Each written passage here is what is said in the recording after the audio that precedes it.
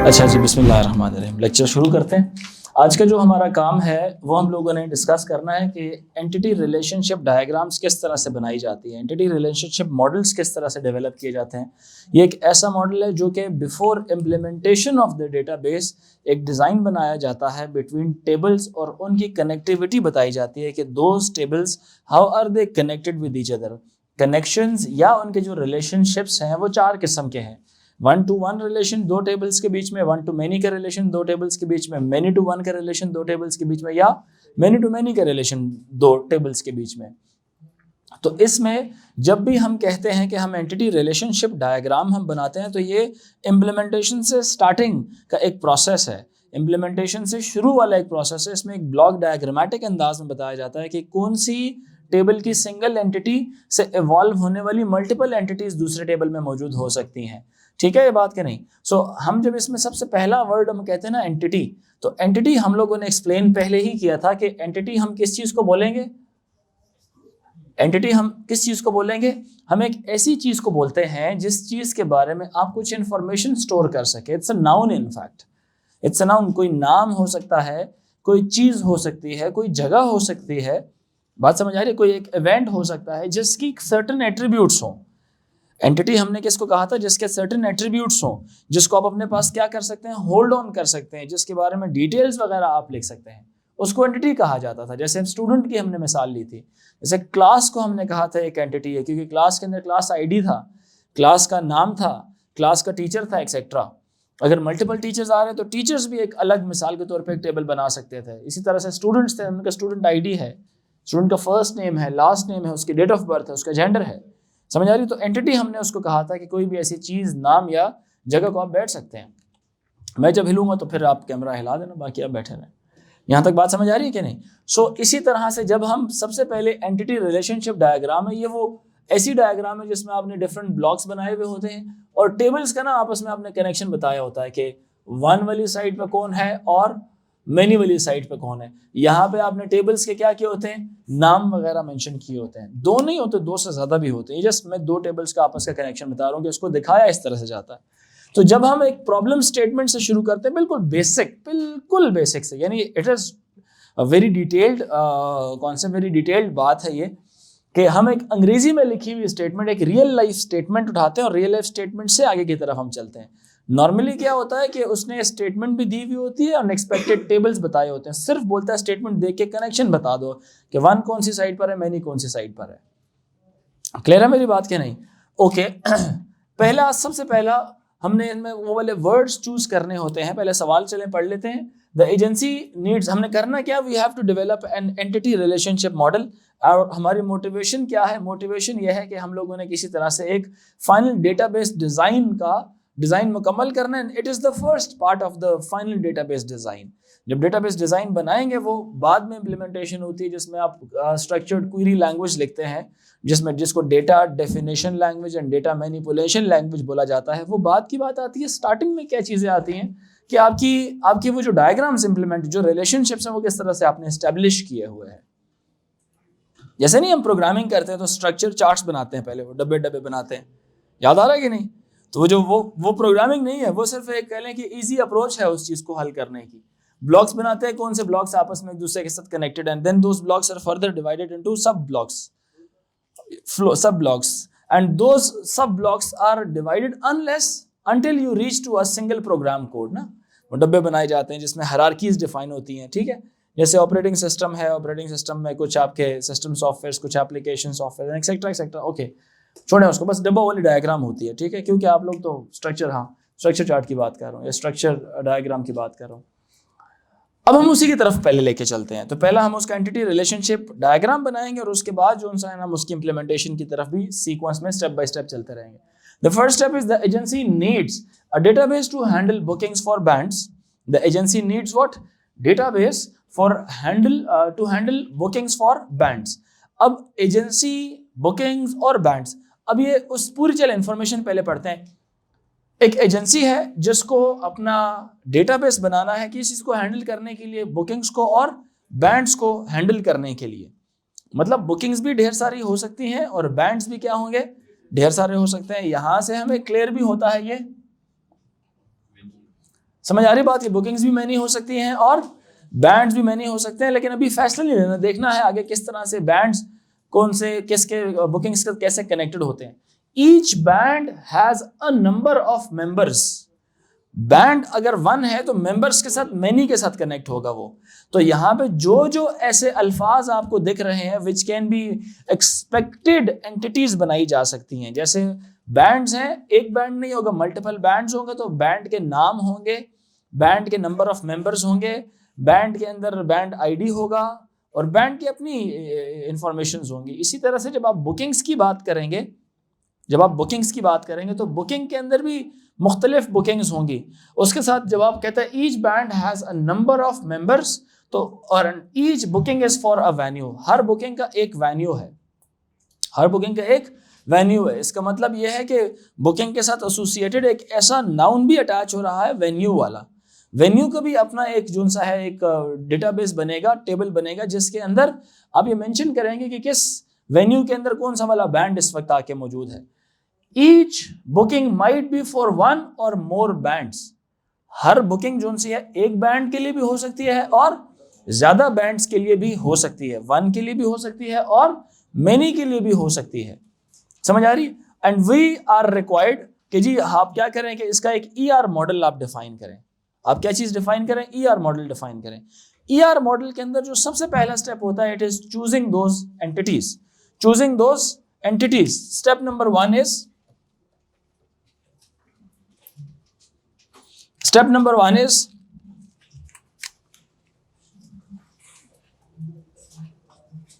Choosing entities. और entities choose करने का तरीका यह है कि look for the nouns to make a database. Look for the nouns. The first noun that I encountered is the agency. Agency के कोई ना कोई नाम होगा, बट यहाँ पे हम चूंकि एक ही एजेंसी है तो हम एजेंसी को टेबल के अंदर नहीं रखेंगे, इसको एक पूरा डेटाबेस का नाम दे देंगे। Agency it is one of the expected name, but ये किसका नाम हो जाएगा? ये डेटाबेस का नाम हो जाएगा। और उसके अंदर बाकी टेबल्स आपने ढूंढने हैं। इस वक्त टेबल्स कौन से वाले हो सकते हैं? Tables could be the nouns, ठीक है। एजेंसी को फिलहाल मैं इग्नोर करूं बिकॉज एजेंसी एक ही है, उसी एजेंसी का बन रहा है डेटाबेस। मल्टीपल एजेंसीज होती, समझ आ रही है कि नहीं, तो उनका फिर एजेंसी का एक अलग टेबल बनता। समझ आ रही है? इस वक्त एजेंसी का टेबल नहीं बन सकता, एजेंसी का सिर्फ एक डेटाबेस, पूरे उस चीज का नाम इस्तेमाल होगा एज वन डेटाबेस, ठीक है। एजेंसी टेबल कुछ भी नहीं है, एजेंसी एक डेटाबेस है, उसका ये नाम है। जैसे एकेडमी है ना, एकेडमी में क्लासें हैं, मैं अगर एक एकेडमी का डेटाबेस बनाता हूं तो एकेडमी का अलग टेबल नहीं बनेगा, क्लासेस का टेबल बनेंगे, स्टूडेंट्स के टेबल्स बनेंगे, चीज़ों के टेबल्स बनेंगे। एकेडमी का अपना टेबल तब बनता है जब मल्टीपल एकेडमीज की बात कर रहे हो, जब एक की बात कर देंगे तो उसमें नहीं होगा। फिर क्लियर हो रही मेरी बात के नहीं? So agency is only, it is right now एक एजेंसी है तो एक एजेंसी का डेटाबेस नहीं बनेगा। जब मल्टीपल एट्रीब्यूट्स आएंगे ना, ज़्यादा सारे आ जाएंगे, तो फिर उसमें डिफरेंट एट्रीब्यूट्स शामिल होते हैं, तब हम उनके अंदर शामिल इसको या इंक्लूड कर सकते हैं। तो इस वक्त हम किस किस को चूज करते हैं? इस वक्त एक तो जो हमें नजर आ रहा है, एक कौन सा है जो which can become an entity, bookings. दूसरा bands, number of members, and each booking is for a, बिल्कुल सही, venue. And each booking might be for 1 or more bands. तो बात क्या है, इनमें रिपीट हो रही है। तो इस वक्त आपके जो एट्रीब्यूट्स हैं वो कौन कौन से वाले हैं? इस वक्त सॉरी एट्रीब्यूट्स कह रहा हूं, एंटिटीज आपकी कौन कौन सी वाली हैं? There are 4 entities. कौन कौन सी वाली? एक आपकी बुकिंग्स, बैंड्स, मेंबर्स और वेन्यू। ये 4 जोन से हैं हमारे बन गए। और ये याद रखिएगा, each entity must have 1 or more instances. हर जिसको आप एंटिटी कह रहे हैं उसके पास एक से ज्यादा वैल्यूज होनी चाहिए। जैसे बुकिंग्स एक से ज्यादा होनी चाहिए, अगर एक ही बुकिंग है तो वो नहीं होना चाहिए, फिर वो नहीं एक्सपेक्टेड टेबल नहीं बन सकता वो, ठीक है बात के नहीं। लिख ले अपने पास शॉर्ट में कि each entity must have more than one records या instances. Each entity must have, इसको बुलाना था मैंने, each entity must have more than 1 instances or records, ठीक होगी बात के नहीं। अच्छा, इसके बाद सेकेंड स्टेप के अंदर क्या आता है? एट्रीब्यूट्स तो टेबल के अंदर होते हैं ना, एट्रीब्यूट्स तो उसके कॉलम्स होते हैं, ठीक है। आप क्या कर रहे हो यार, आप बिल्कुल बेवकूफ़ वाली बातें कर रहे हैं, जो पुरानी बातें गुजर चुकी हैं वो ना पूछें फिर, एट्रीब्यूट्स ये हैं, ये एट्रीब्यूट्स होते हैं। ये क्या है? ये रिकॉर्ड्स है। हमें ये चीज चाहिए। अगर जब एक ही है तो फिर तो उसका टेबल ही नहीं बनाना चाहिए आपको। टेबल तो बनता ही तब है जब मल्टीपल आपके पास रिकॉर्ड्स होने चाहिए। जब बुकिंग होगी, बुकिंग ज्यादा होंगी तो बुकिंग के वेन्यूज भी होंगे, बुकिंग आईडी होगा, बुकिंग में जो बैंड नेम शामिल होंगे वो हो जाएंगे, क्योंकि बुकिंग्स के अंदर बहुत सारी मुख्तलिफ चीजें टेबल्स की शामिल होती हैं। समझ आ रही बात है कि नहीं? अब सेकंड स्टेप इसमें आता है आइडेंटिफाई द रिलेशनशिप्स। अब रिलेशनशिप किसका किसके साथ है पहले वो आइडेंटिफाई कराएं, फिर उनकी कार्डिनलिटीज की तरफ जाते हैं। समझ आ रहा है कि नहीं? सेकंड स्टेप इसमें होगा आइडेंटिफाई द रिलेशनशिप। पहला तो आपने इस स्टेप में कामयाब हो गए कि आपने उनमें से क्या चीज निकाल ली, you picked those nouns which were expected to become relations, जो एंटिटीज बन सकते थे हमारे पास, आपने उनको बीच में से पिक कर लिया। अब उनमें से आपस में उनका ताल्लुक, आइडेंटिफाई द रिलेशनशिप्स। 4 आपने एंटिटीज आपने निकाली। सेकंड स्टेप ये identify the relationship between the entities. Identify the relationships between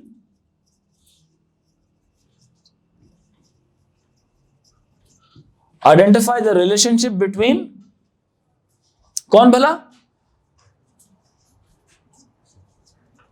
entities. Identify the relationship between entities. Clear हो रही है मेरी बात के नहीं? Identify the relationship between entities. अब इसमें जो रिलेशनशिप है किसका किसके साथ ताल्लुक बन रहा है वो जरा निकालते हैं। अब जरा पहले पढ़े, each band has a number of members. Band के साथ कौन ताल्लुक रख रहा है? मेंबर्स के साथ ताल्लुक है। बैंड और कौन कनेक्टेड है? मेंबर्स। बैंड और मेंबर्स कनेक्टेड है। फिर इसके अलावा और कौन सा कनेक्शन है इसके अलावा? बैंड और बुकिंग। बैंड और बुकिंग कनेक्टेड है। और इसके अलावा कौन है? बुकिंग के साथ each booking is for a venue. यार ये तो बड़ा आसान नहीं हो गया? ईच बुकिंग किसके साथ कनेक्टेड है?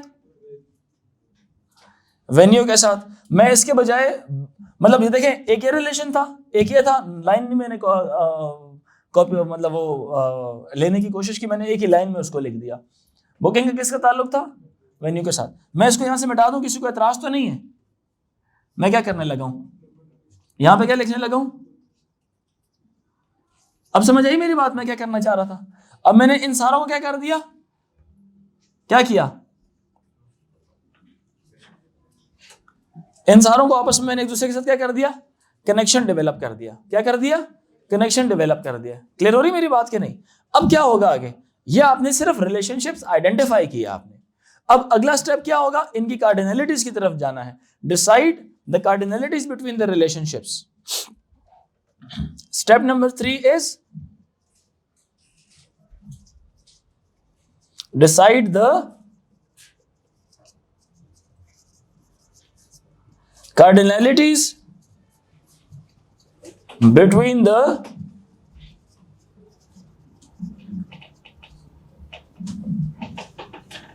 relationships. Cardinalities किसको कहते हैं? It is the number of elements that are associated with relation या with entity.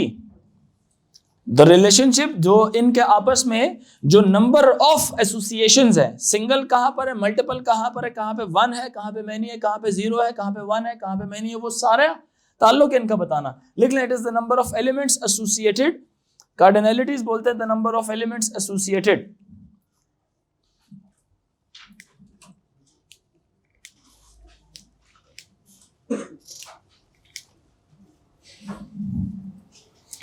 चार तरह के रिलेशंस हैं हमारे पास, 1 to 1, 1 to many, many to 1, many to many है। ठीक है बात? Let's consider the relationship between member and band first. Let's consider a relationship between member and band first. Her band के एक से ज्यादा मेंबर्स होने चाहिए। ऑब्वियसली एक मेंबर तो नहीं होता ना, मेंबर्स हैं। Each band has a number of, each band has a number of क्या? मेंबर्स। समझ आ रही कि नहीं? तो जब मैं इनका रिलेशनशिप डेवलप करूंगा, मैं यहां पे क्या लिखूंगा? बैंड। और यहां पे क्या मेंशन करूंगा? मेरी बात समझ आ रही है कि नहीं? यहां पे क्या आ गए? मेंबर्स आ गए उसके, यानी कि 1 to 1 का एरो पता है ना आपको, यूं बताया जाता है, 1 to many का यूं बताया जाता है, many to 1 का यूं दिखाया जाता है, और many to many का यूं दिखाया जाता है। many to many is not a good relation in a database. So हमेशा जब भी many to many डेवलप हो रहा हो, we break this many to many relationship and a new entity is created. We will study it later. A new entity is created. Many to many relations are always broken into 1 to many and many to 1 relations. And to do it, we generate a new table in it. We generate a new table in it which has shared attributes in it, so that उसमें repeatedly चीजें ना आ रही हों। जी नहीं, हमेशा ऐसा नहीं होता। One member is only associated with one band, ठीक है? It is naturally not allowed, you know that. If you don't know that, you should learn it कि a member from one band is never allowed to participate in someone else's, is not allowed to be part of someone else's band. They are very confidential, like they do not even share their music before they release with any other band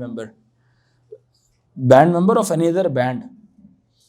Just because they are very expert, they just when listen to you while you are humming, they'll just figure out कि आप की music की tone क्या है। समझ आ रही है कि नहीं? जैसे आप गुनगुना रहे हों या आपकी जो म्यूजिक सुन के एक दफ़ा उनको पता लग जाएगा, वो चोरी कर लेते हैं। तो इसलिए ये अलाउड, मतलब ये यूँ समझ लें कि बैंड मेंबर्स इस वक्त आप कंसीडर कर लें कि जो एक बैंड के मेंबर्स हैं वो दूसरे बैंड के अंदर पार्टिसिपेट या दूसरे बैंड के अंदर उसके मेंबर्स नहीं होंगे, ठीक है? इसीलिए इनको बैंड कहा जाता है ना, कि ये एक पूरा ग्रुप होता है कुछ लोगों का, जो लोग क्या करते हैं, मिल के काम कर रहे होते हैं, ठीक है? वो 3 हो, 4 हो, 5 हो, 10 हो, जितने भी हों, वो इकट्ठे काम करते हैं, वो किसी और के अंदर जाके नहीं काम करते, उनका अपना एक बैंड होता है, क्योंकि उनकी सिंक्रोनाइजेशन केमिस्ट्री भी एक ही बंदे के साथ डेवलप हुई भी होती है। यहाँ तक बात समझ आ रही है कि नहीं? One member is a member of only one band, ठीक है? ये बात अनडिबेटेबल है, क्लियर होगी? One member is only member of one band and one band has multiple members, at least 1 से ज्यादा होने चाहिए उसके अंदर, ठीक है? इसको इससे कंफ्यूज नहीं करना। क्लियर हुई मेरी बात कि नहीं? सो बैंड की तरफ क्या आ जाएगा? 1, और मेंबर्स की तरफ क्या आ जाएगा? मेनी की कार्डिनलिटी आएगी, ठीक है? ये 1 है और ये क्या है? मेनी है। आप इवन इसको एक्सप्लेन करने के लिए ये भी लिख सकते हो यहाँ पे, वन बैंड मतलब इसके ऊपर सिंगल डैश लगाते हैं तो it is treated as 1 and this one is treated as many. Even don't put it, it's okay. Exam में ये लगाई नहीं जाती, लेकिन वैसे मैं बता रहा हूँ, आप इसकी तरफ 1 भी लगा लें तो इससे कोई मसला नहीं है। यहाँ तक बात समझ आ रही है कि नहीं? क्लियर है ये चीज़ कि नहीं? और इसी तरह से वेन्यूज भी हमारे पास क्या है? बहुत सारे हैं। वेन्यूज भी हमारे पास ज़्यादा सारे हैं, इसीलिए हमने वेन्यू को भी एज एन एंटिटी ट्रीट किया है, ठीक है? तो क्या होगा एक वेन्यू के अंदर, एक सेकेंड, अगला कौन सा वाला है हमारा रिलेशनशिप? बैंड्स और बुकिंग्स का। अगला है बैंड्स और बुकिंग्स का। अब बैंड्स और बुकिंग्स के अंदर क्या होगा? बैंड्स और बुकिंग्स के अंदर एक मसला है। मसला क्या है? मेनी टू मेनी का। बैंड्स और बुकिंग्स के अंदर हमारे पास मसला है, each booking might be for 1 or more bands. Each booking can be for 1 or more bands, मतलब एक बुकिंग के अंदर एक बैंड भी आ सकता है और ज्यादा बैंड्स भी आ सकते हैं। तो इस वक्त सेकंड हमारे पास जो रिलेशनशिप यहां पे डेवलप होता है, एक की क्या आ गया? बैंड, और दूसरा कौन से वाला है? बुकिंग। समझ आ रही है कि नहीं?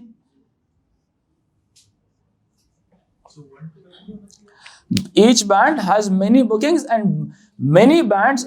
देखें, a database needs agency needs a database to handle bookings for bands, ठीक है? अब यहाँ पे क्या है? The relationship between band and booking, we argue that one booking can be for many bands and that one band has many bookings. एक booking के अंदर बहुत सारे बैंड्स आ सकते हैं। Each band has a number of bookings, or each booking might be for 1 or more bands. बताता हूं ना आपको, सुन लें। Each booking might be for 1 or more bands. Her booking के अंदर एक से ज्यादा बैंड्स आ सकते हैं। तवज्जो रखनी है, आपका ध्यान इधर उधर नहीं होना चाहिए, ठीक है? Each booking can be for 1 or more bands. इसी तरह से जैसे भी मैंने कहा कि each booking can be for 1 or more bands, one booking can be for many bands and that one band can have many bookings also. One band can have many bookings also. This is also considered. So इस situation के साथ एक additional वो बात भी है कि one band can have many bookings also. ठीक है, यहां पे हम ये बात लिख लेते हैं, one band can have many bookings also, जिसके लिए हमने क्या कहा, वन बैंड को वन से मैनी भी कर दिया और एक बुकिंग के अंदर मल्टीपल बैंड्स भी आ सकते हैं। ये आपको क्वेश्चन में बात मिलेगी यहां से वन से मैनी की तरफ, और ये मैंने एडिशनल बताया कि एक बैंड के पास एक से ज्यादा बुकिंग्स भी हो सकती हैं। ठीक है बात क्या नहीं। फिर इसके बाद एक और सिचुएशन यहां पे डेवलप हम करते हैं, इसलिए इसका रिलेशनशिप मैनी टू मैनी किया है। हाउएवर ये इतना कोई अच्छा नहीं है, मैनी टू मैनी इसको हम बाद में तोड़ भी देंगे, कोई इशू नहीं है इसके अंदर। मैं इसको तोड़ के एक नया एंटिटी भी बनाऊंगा जो कि एक हमारे न्यू रिफाइंड डेटाबेस की एक कह लें कि लॉजिकल ईआर डायग्राम की एक रिक्वायरमेंट है।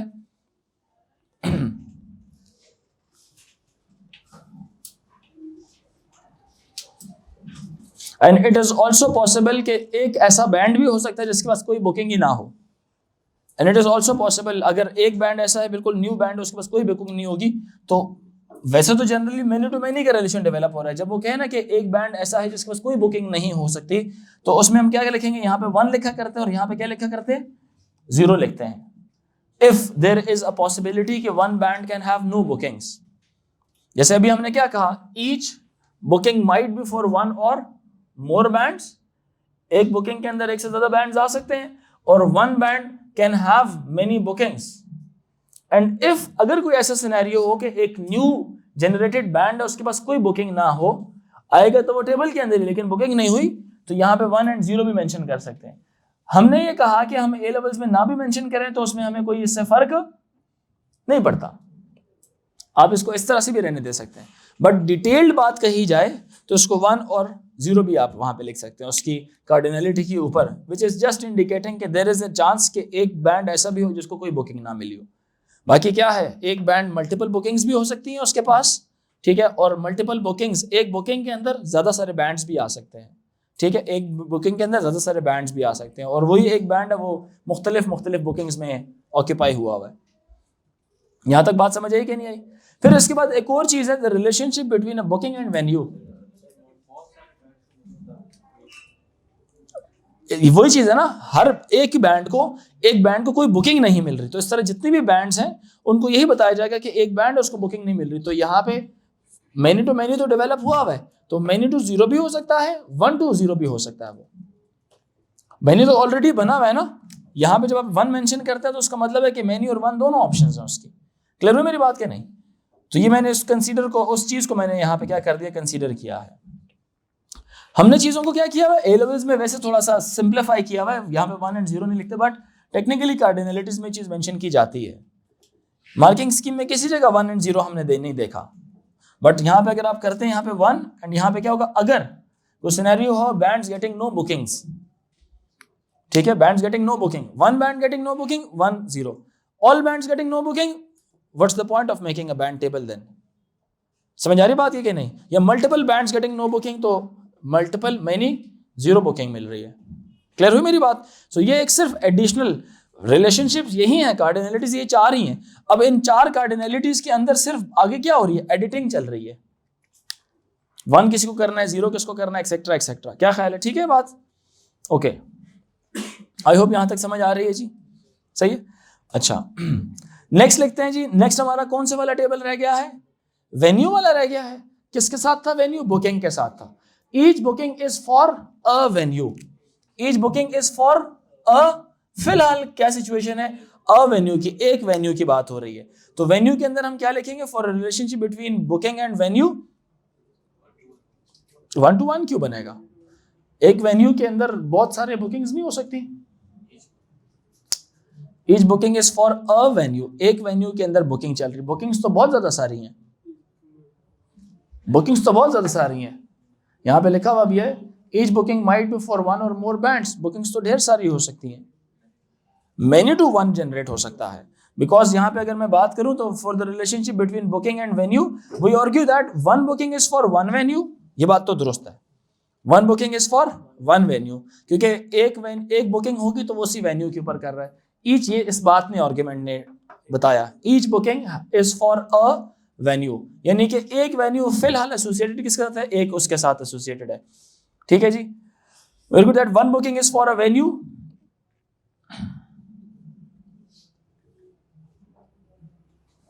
और इस वक्त अ वेन्यू की बात हो रही है, तो इस वक्त नॉन डिबेटेबल बात है कि there must be a venue there and there can not be more than one for now. Venue can not be more than one for now. अगर मोर देन वन होते तो वेन्यूज में भी क्या हो जाता, एस लगा हुआ होता, अ का वर्ड ना आता। ठीक है, अ का वर्ड ना आता, वेन्यू के साथ एस आ जाता, तो उसमें भी हम कंसीडर क्या करते हैं, वेन्यूज में मेनी को हम कंसीडर कर रहे होते, तो फिलहाल इससे भी हम रह गए। ठीक है, and that one venue can be used for many bookings. One venue can be used for many bookings. अगर one venue can be used for many bookings, one venue can be used for many bookings. These are the additional points in this database. These are the additional points in this database. One venue can be used for many bookings. So यहां से फिर relationship कैसा develop होता है, booking किस side पे आ जाएगी, many side पे, और वेन्यू वन साइड पे आ जाएगी। बुकिंग मल्टीपल वाली साइड पे, मेनी वाली साइड पे आ जाएगी, और वेन्यू वन वाली साइड पे आ जाएगा। समझ आ रही मेरी बात के नहीं? अगर मिसाल के तौर पे अगर ऐसा कोई वेन्यू आ जाए, मतलब ज्यादा सारे वेन्यूज हैं और एक ऐसा वेन्यू जिसकी कोई बुकिंग ही नहीं करा रहा, तो वो क्या होगा, अ venue might have zero bookings. A venue might have zero booking. समझ आ रही है कि नहीं? इन केस अगर कार्डिनलिटीज भी हमें मेंशन करनी पड़ जाए 1 और 0 वाली, तो हम वहां पे 1 और 0 मेंशन, ये सिर्फ कब, in case if you have many venues and one of the venue, या एक वेन्यू ऐसा जिसको कोई बुकिंग ही नहीं मिल रही, तो one venue has no booking. ठीक है, बट ये सिर्फ इस केस में है, अदरवाइज हम इसको इग्नोर कर रहे हैं फिलहाल के लिए। तो इन सारों को जब हम कंबाइन करेंगे तो कैसा डिजाइन बनेगा, 1 2 3 4, इस सारे डिजाइन को जब हम फॉलो करेंगे तो कैसी चीज बनेगी? पहले आएंगे कौन, मेंबर्स, फिर आएंगे कौन, बैंड, मेंबर्स नहीं, मेंबर, फिर कौन सा आएगा, बुकिंग, फिर कौन आएगा, वेन्यू। इनका आपस में ताल्लुक 1 to many, इनका आपस में ताल्लुक many to many, not a good relation, but ये क्या आ गया, 1 to many या many to 1, many to 1, many to many, many to 1। Clear हुई मेरी बात के नहीं? अब मैंने एक चीज एक्सप्लेन की हुई है, मैंने कहा लॉजिकल ईआर मॉडल के अंदर क्या होता है। लॉजिकल ईआर मॉडल में मेनी टू मेनी रिलेशनशिप्स क्या किए जाते हैं, नहीं होता है वो। समझ आ रही बात है कि नहीं? ये ऐसी ही मिसाल है कि एक की प्राइमरी की दूसरे के अंदर मौजूद हो, दूसरे की प्राइमरी की इसके अंदर मौजूद हो।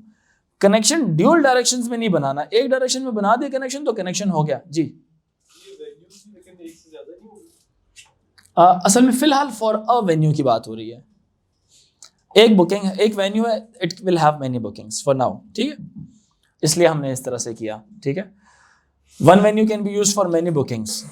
ठीक है,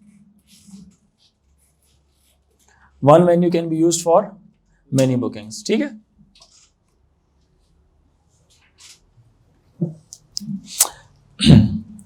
सो हमने कहा कि लॉजिकल ईआर मॉडल के अंदर, अब जरा सुनना, ये बातें सुन लें, आपके पास ऑलरेडी अवेलेबल है। लॉजिकल ईआर मॉडल के अंदर 1 to many या many to 1 रिप्रेजेंटेशन एक स्टैंडर्ड है, ये नॉर्मल रिप्रेजेंटेशन है, many to many नहीं होना चाहिए। और 1 to many रिलेशनशिप एस्टैब्लिश ही कैसे होता है, यानी कि एक तरफ की जो प्राइमरी की है वो 1 वाली साइड पे होती है, ये जब अपनी प्राइमरी की किसी दूसरे एंटिटी को देती है ना, तो वहां पे फॉरेन की बन जाती है। क्या बन जाती है? फॉरेन की। वहां पे बेशक रिपीट करे खुद को, वहां पे रिपीट करे, इससे कोई हमें मसला नहीं है, क्योंकि वो प्राइमरी नहीं थी। जहां पे प्राइमरी होती है यहाँ पे इसको खुद को क्या करना चाहिए, दोबारा यूनिक होनी चाहिए ना, ये डिफरेंट होनी चाहिए। इसीलिए इस साइड में हम कहते हैं कि ये सिंगल है, ये दोबारा खुद को रिपीट नहीं करेगी, it will not be repeat और मैनी हो जाता है ना वो, तो ये 1 हो जाएगा। ठीक है, और जिस तरफ ये दे रहा है उस तरफ वाली चीजें क्या होंगी, वो मैनी वाला रिलेशन हो जाएगा। अब वो भी अपना इसको दे दे, रिलेशनशिप ड्यूल तो नहीं ना क्रिएट करना, तो कनेक्टिविटी है। इसी तरह से कि मैं ये वाला हाथ भी मिलाऊं और मैं बोलूं ये वाला हाथ भी, जब हाथ मिला लिए करंट ट्रांसफर हो गया ना, फिर समझ आई कि नहीं आई। सो कहने का मतलब क्या है कि जब आपने रिलेशनशिप एस्टैब्लिश करना है तो 1 to many का काफी है या many to 1 का काफी है। many to many रिलेशनशिप्स बेहतर नहीं होते। इन many to many we will break it into 1 to many or many to 1 model because 1 to 1 ratio m या m ratio 1 जो सा है, the entity at the many end needs to have foreign key referencing the primary key of the entity at one end। आपको मेरी बात दोबारा मैं बताता हूँ, जैसे मैंने उर्दू में बताया कि जो मैनी टू मैनी रिलेशनशिप्स में क्या होता है कि या 1 to many में क्या होता है कि 1 वाली साइड जो सी है वो अपनी प्राइमरी की मेंशन करती है कि इसके अंदर मैनी वाली साइड की एंटिटी के अंदर, सो दैट उनका एक रेफरेंस क्रिएट हो जाए। क्या क्रिएट हो जाए? रेफरेंस क्रिएट हो जाए। अब अगर मैनी टू मैनी है तो it is not a better option कि एक की प्राइमरी की दूसरे में डालें और दूसरे की प्राइमरी की इसमें डालें। मेरी बात अंडरस्टैंड कर रहे हैं कि नहीं? तो हर टेबल में कनेक्टिविटी जब करते हैं तो ओनली 1 फॉरेन की होती है। इस टेबल की प्राइमरी की किसी और टेबल में जा सकती है। जैसे मिसाल के तौर पे ये कनेक्शन हमने जिस तरह से बनाया, अब इसकी जो प्राइमरी की है वो इसके पास मौजूद है। समझ आ रही मेरी बात की नहीं? इसकी प्राइमरी की इसके पास होना जरूरी नहीं है। ये किस साइड पर है? ये यूनिक साइड पर है, ये 1 वाली साइड पर है। यहां पे ये क्या है? मैनी वाली साइड्स पर है। इसी तरह से इसकी जो प्राइमरी की है वो इसके पास मौजूद होगी। यहां पे बुकिंग के अंदर वो एज अ फॉरेन की एंटिटी ट्रीट की जा रही होगी। क्लियर है मेरी बात की नहीं? यहां से ये भी क्लियर होता है, यहां से ये भी क्लियर होता है। नहीं समझ आ रही मेरी बात? आ रही समझ? अच्छा, अब यहां जब बुकिंग की बात की जाएगी, इसकी प्राइमरी की इसमें डाल दे, इसकी प्राइमरी की इसमें डाल दे एज अ फॉरेन की, जो कि आपस में एक दूसरे को करना क्या चाहिए? एक दूसरे को रेफरेंस करना चाहिए। तो रेफरेंस बनाने के लिए किसी भी एक प्राइमरी की दूसरे में मौजूद होना काफी है।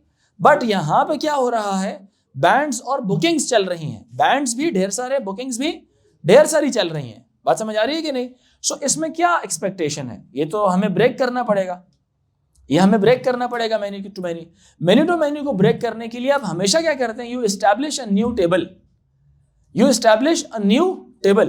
वो जब न्यू टेबल आप बनाते हैं तो वो इस मैनी टू मैनी रिलेशन को ब्रेक करता है। दोनों ने अपनी प्राइमरी कीज तो देनी है, दोनों ने अपनी प्राइमरी कीज तो देनी है। तो करेंगे क्या?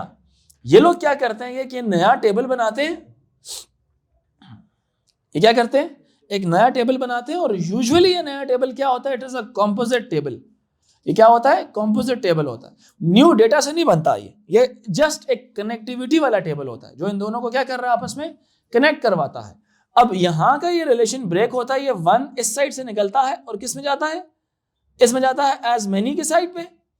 और इसका भी यहां से सिंगल 1 निकलता है और इसके अंदर जाता है किस साइड में? मेनी के साइड में। क्लियर हुई मेरी बात? इनका ये रिलेशन यहां से, अब आपकी न्यू डायग्राम बनेगी, इनका रिलेशन यहां से ब्रेक होता है। और इसको क्या बोलते हैं? इसका एक नया नाम रखा जाता है। और इसका नाम हमेशा कैसे रखा जाता है? इसका नाम ऐसा रखा जाता है कि जो दोनों का कंबाइंड नेम हो विद एन अंडरस्कोर। कोई न्यू एट्रीब्यूट्स नहीं होते, वो एट्रीब्यूट्स होते हैं जो दोनों के अंदर इनकंसिस्टेंसीज डेवलप कर रहे थे ना, उनको उठा के एक नए टेबल में रखें।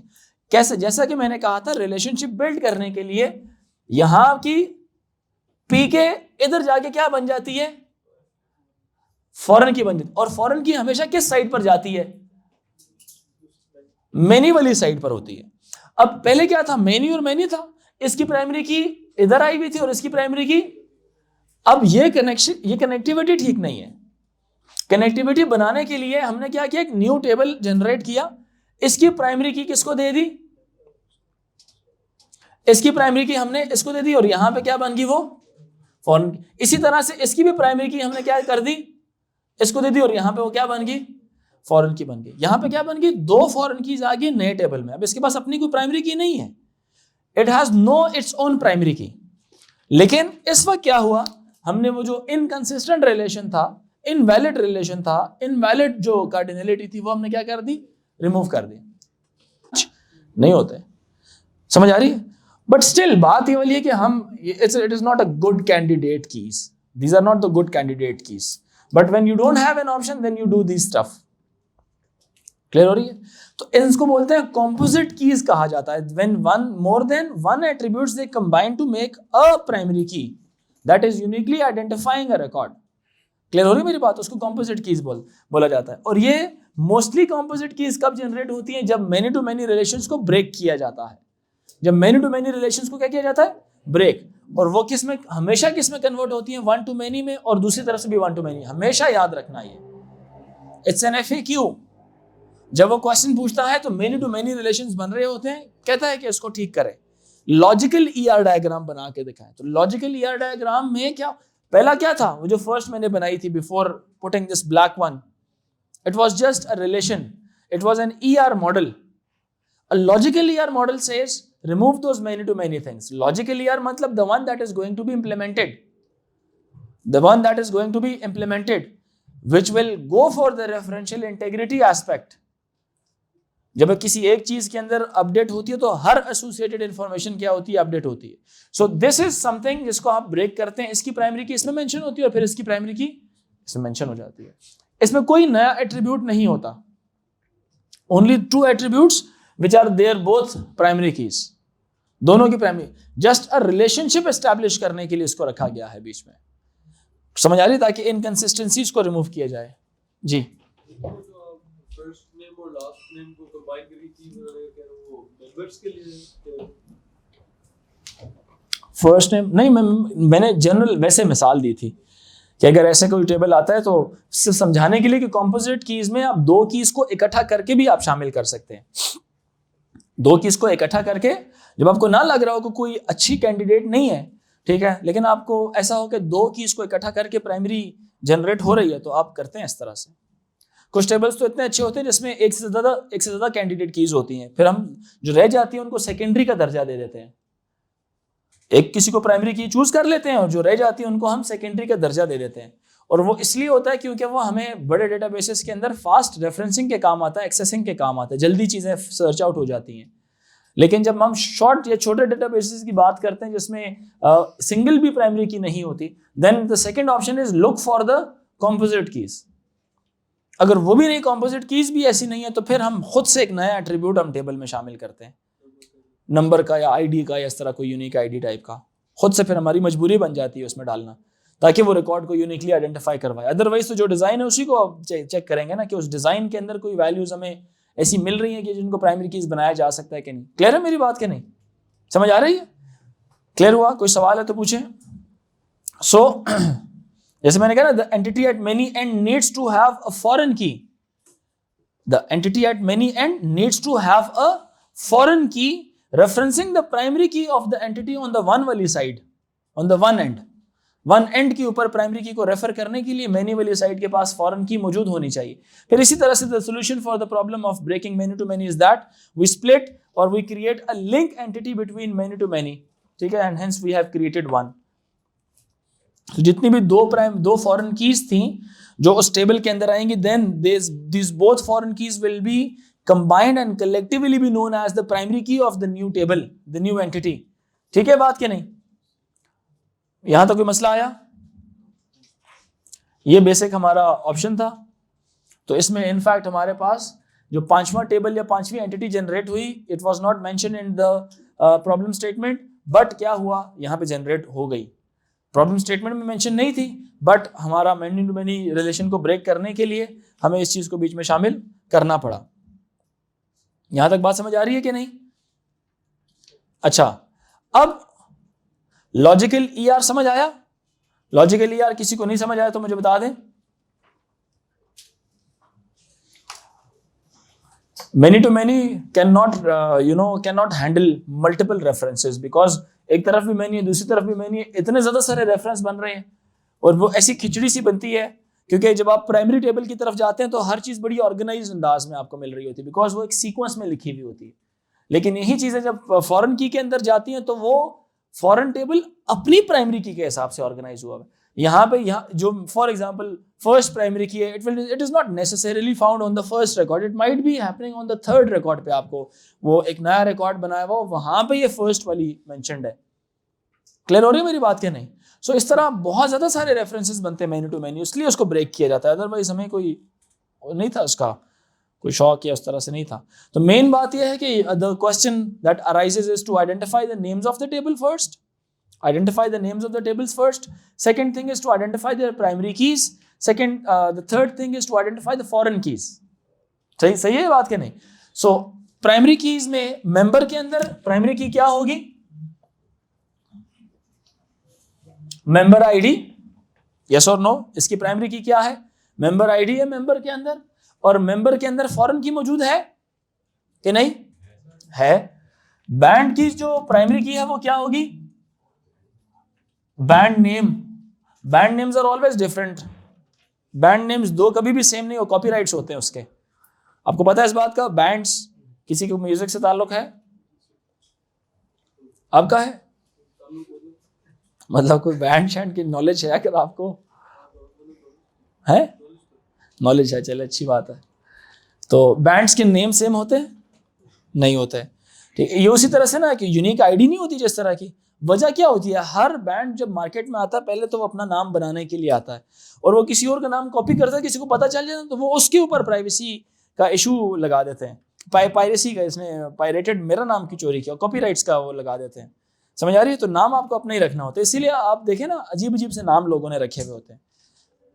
किसी भी तरह का नाम आप सोच सकते हैं, बैंड्स के अजीब नाम होते हैं, ठीक है, ताकि वो किसी से मैच ना करे। दुनिया में जो गुजर चुके हैं उनके साथ भी ना मैच करें, और जो आगे आने वाले हैं उनके साथ भी मैच ना करें।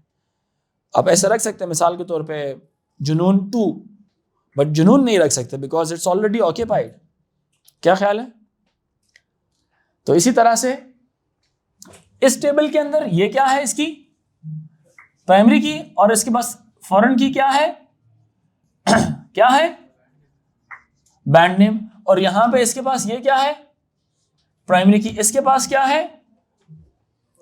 इसकी फॉरेन की। अच्छा, यहां पे मजा आएगा। अब इसके पास फॉरेन की क्या है? Band name. और क्या है इसके पास? Booking ID. इसकी प्राइमरी की क्या है? Band name comma booking ID as a whole इसकी प्राइमरी की है। फॉरेन की दो अलग अलग एंटिटीज हैं, और यहां पे प्राइमरी की दोनों इकट्ठी। इसीलिए मैं यहां पे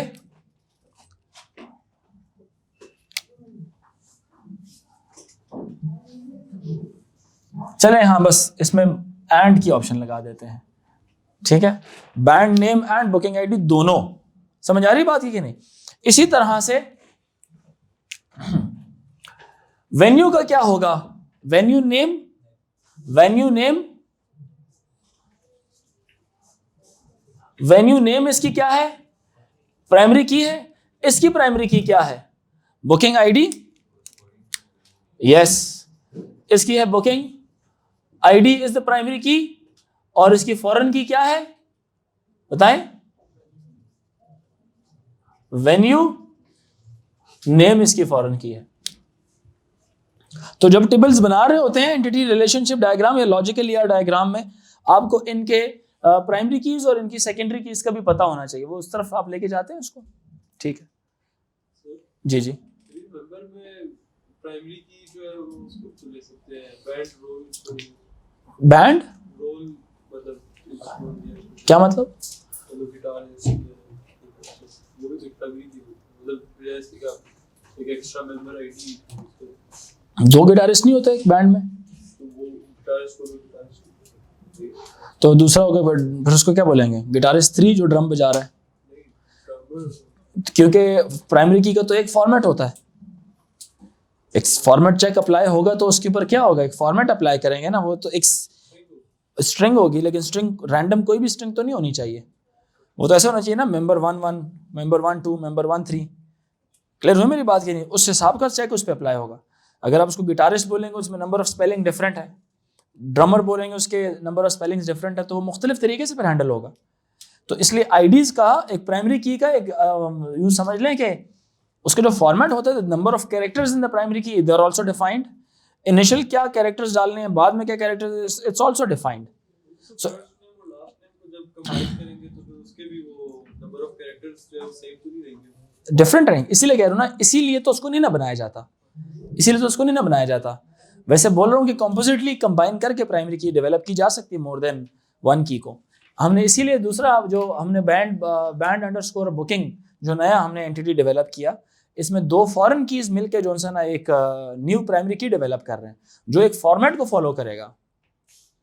क्लियर है बात की नहीं? अगर आप नाम पे भी ये कंपल्शन लगा दें कि only first name should be इतने कैरेक्टर्स का, कि जब भी मेनी टू मेनी आएगा, मतलब क्योंकि ये नॉर्मल बात है, ये हमेशा हर सवाल में ऐसे होता है या हर सिनेरियो में ऐसे होता है कि आप मेनी टू मेनी को ब्रेक करके क्या करते हैं, 1 to many और 1 to many के अंदर आप डिवाइड कर लेते हैं। A link entity is created in which primary keys of both the previous entities are placed and the group of those primary keys are then also known as foreign keys, but collectively they will be known as what?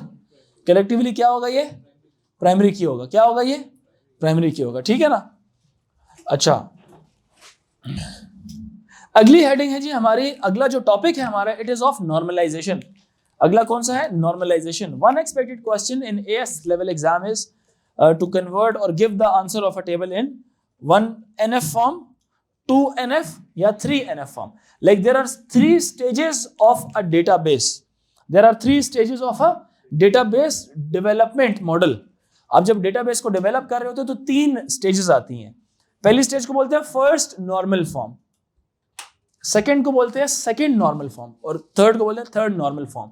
Like जो best possible solution होता है वो होता है third normal form का, जिसमें all many to many relationships remove किए जाते हैं, यानी जो इंडिपेंडेंट एट्रीब्यूट्स हैं उनको भी निकाल दिया जाता है। इंडिपेंडेंट एट्रीब्यूट्स कौन से वाले? जो एक टेबल में मौजूद है लेकिन उनका उस टेबल के साथ उस तरह डायरेक्ट रिलेशन नहीं है। हर दफा जब एक रिकॉर्ड फैच किया जाता है तो वो खामखा बीच में मेंशन हो जाते हैं, ऑल्दो उनकी रिक्वायरमेंट नहीं थी। मेरी बात समझ आ रही है कि नहीं? एसोसिएटेड है लेकिन नॉट रिक्वायर्ड, नाखून नहीं खाओ, नॉट रिक्वायर्ड। तो उससे क्या होगा? जो रिलेटेड डेटा है वो इकट्ठा लिखा जाएगा और जो नॉन रिलेटेड डेटा है उसको निकाल लिया जाएगा बीच में से। क्या कर दिया जाएगा? निकाल लिया जाएगा बीच में से। उसके लिए एक न्यू एंटिटी बना दी जाएगी। फिर मेरी बात समझ आ रही है कि नहीं? एक है की एट्रीब्यूट और एक है नॉन की एट्रीब्यूट्स। 4, 5 या 6 या 7 एट्रीब्यूट्स आपके पास एक टेबल में मौजूद है। की एट्रीब्यूट्स कौन है? प्राइमरी, फॉरेन, समझ आ रही? और कुछ बीच में रहेगी 5 कीज रहेगी जो क्या है? नॉन की एट्रीब्यूट्स हैं। अगर उनमें से कोई आपस में एक दूसरे के साथ ताल्लुक रखता है उनको भी निकाल के एक नया टेबल बनाओ। सिर्फ एक की यहां पे मेंशन करो, उसकी प्राइमरी की एज अ फॉरेन एंटिटी यहां पे मेंशन कर लो। In case required reference create हो चुका है। मेरी बात समझ आ रही है कि नहीं?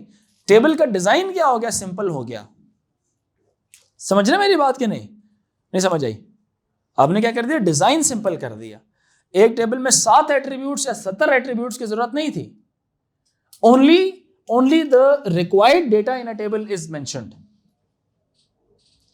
जो दूसरी डेटा रिलेटेड है, मतलब नॉन रिलेटेड जो एंटिटीज है, हो सकता है वो आपस में रिलेटेड हो। जैसे मिसाल के तौर पे venue name, venue address two, venue city, ये सारे ही वेन्यू हैं।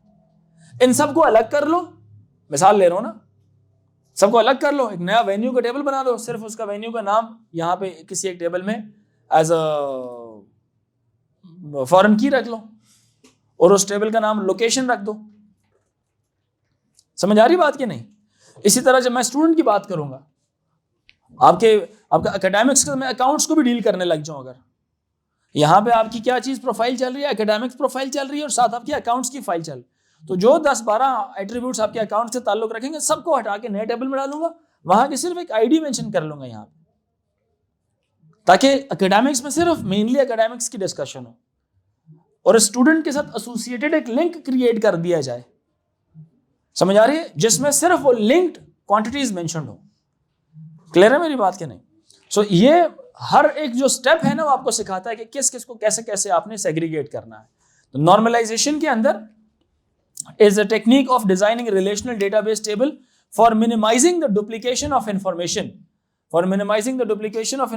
and to safeguard the database against certain logical and structural problems. Logical and structural problems कौन सी वाली होती हैं? Logical and structural problems कौन सी वाली होती हैं? यही एक्सेस राइट्स को डिलिमिट करना, किसको एक्सेस देनी और किसको एक्सेस नहीं देनी, किसको एक्सेस देनी और किसको एक्सेस नहीं देनी। ध्यान, पीछे बैठ जाओ। किसको एक्सेस देनी और किसको एक्सेस नहीं देनी, समझ रहे हैं कि नहीं? ये फिर आपको नॉर्मलाइजेशन भी बता सकती है आगे। खैर ये हम नेक्स्ट क्लास में कर लेंगे। पॉज करें उसको।